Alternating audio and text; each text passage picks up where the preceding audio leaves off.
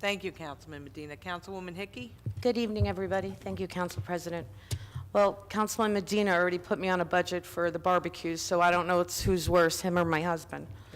But anyway, thank you for everybody coming here tonight. We have a pretty crowded room here tonight.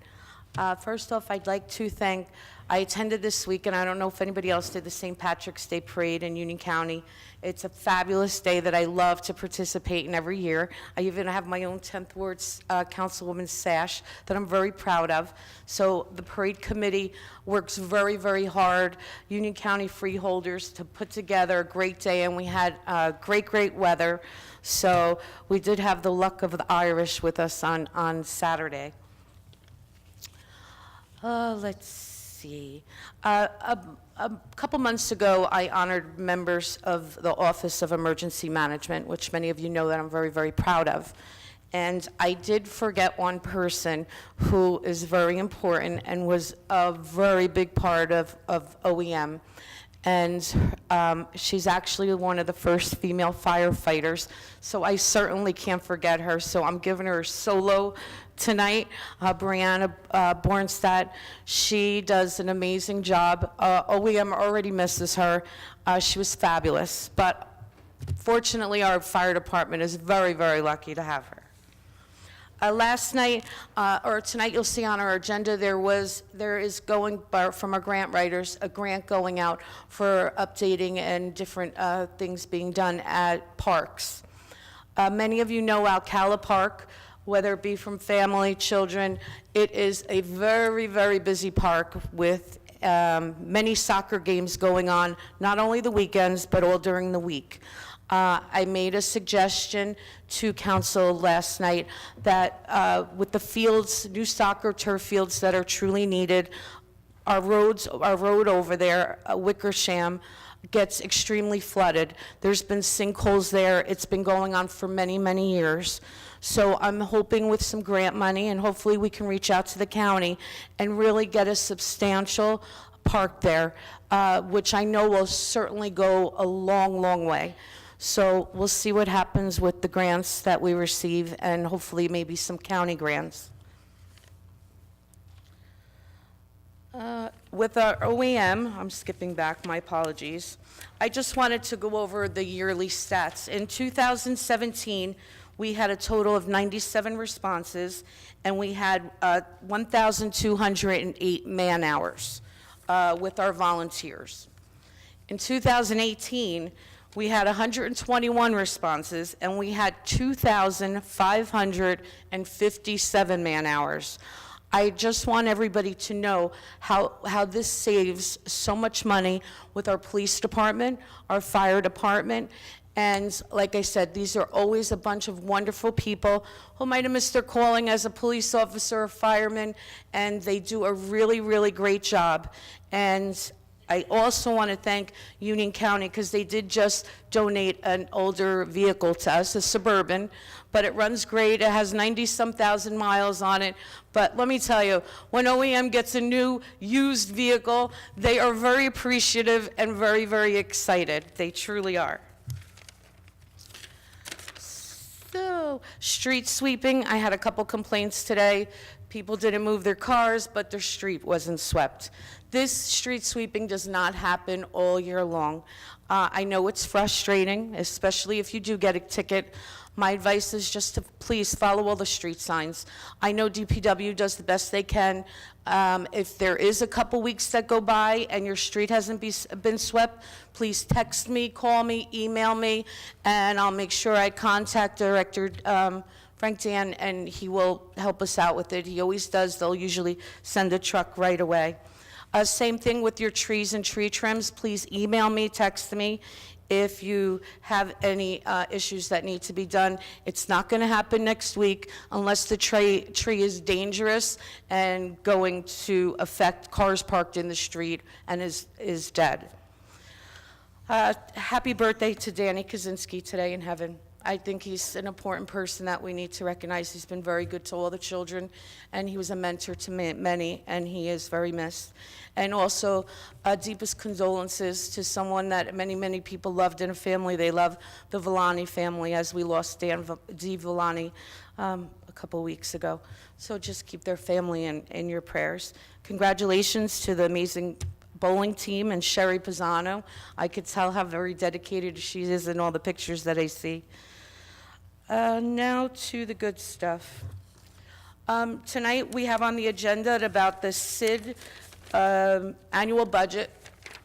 As I usually say, and I'm not going to change my ways over the years, $66,000 for salary and wages. Now, all this money comes from the business owners on Wood Avenue. They have to pay a percentage for the SID district to represent them and do great things on our downtown area. $27,000 just to lease a building and the Xerox machine and the utilities. $30,000 is in here for a redesign on Wood Avenue. I just get frustrated year after year because I don't see anything really happening on Wood Avenue. It's upsetting. There's nowhere for me to really go on Wood Avenue. The one new thing is the art place. That is wonderful. I mean, $1,800 for phones and $15,000 for professional services. Once you get finished with all this, the $190,000 they collected from the business owners is gone. So what's the sense of it? But it falls on deaf ears, but I feel as a councilwoman, I need to say this and put it out there. Sometimes I do feel it's used as a slush fund, and I don't think it's a good thing. I haven't seen any improvements on Wood Avenue, especially since they increased the percentage that these business owners had to pay. I find it very disappointing that I have to sit up here tonight and watch 2 or 3 police officers that aren't on our streets protecting our neighborhoods, instead having them here. Last night, as I went into the caucus meeting, I saw John Roman outside, and I said to John, I said, you know what, John, this is really getting ugly, and I do not have a good feeling about tonight, that I was afraid for my safety, and I was afraid for his. Unfortunately, some people don't like the fact that we are individuals who stand up for what we believe in, and we truly, truly have a lot of pride and perseverance, passion when it comes to taking care of the residents of the city. I can't say what goes on in executive session. I can't speak on what goes on in executive session. But I will say that I had to send a text message to make sure a police officer was watching that room, because I was that scared for John Roman. You know, I sit up here and I listen to the other council people preach and say, cause more positivity, do this. Well, how can we always focus on that when there's certainly a good couple individuals up here that really focus on the people, and we have to be scared for our safety. And then it's portrayed to all the residents in our city in a different manner, like we are the bad people. You know, for years, I've had issues that have happened to me, to my family members. You know, I never threatened with a lawsuit. Everyone that voted for me to sit in the seat. They voted for me to tell the truth.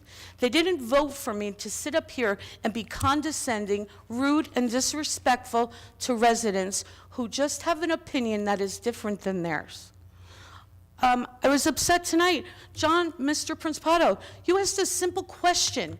You didn't seem evil. You didn't seem mean.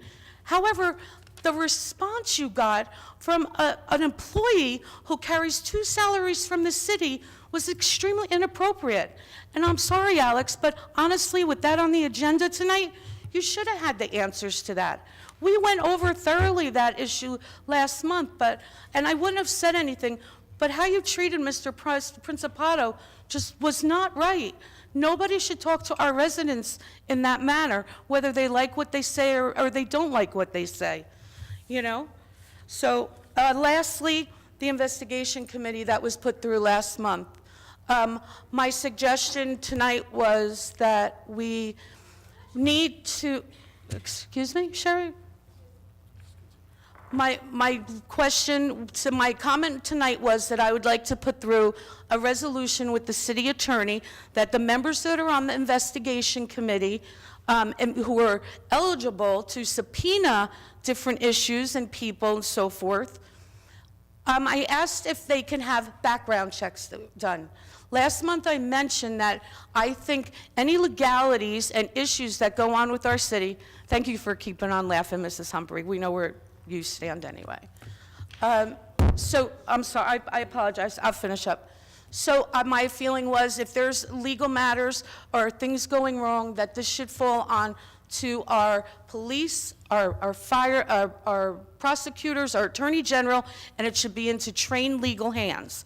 So my suggestion tonight was that any of the members that are on this committee should have thorough background checks done, as done for police, firemen, Office of Emergency Management, mental health checks done, and approved in order for them to carry on their roles on this committee. And I was laughed at.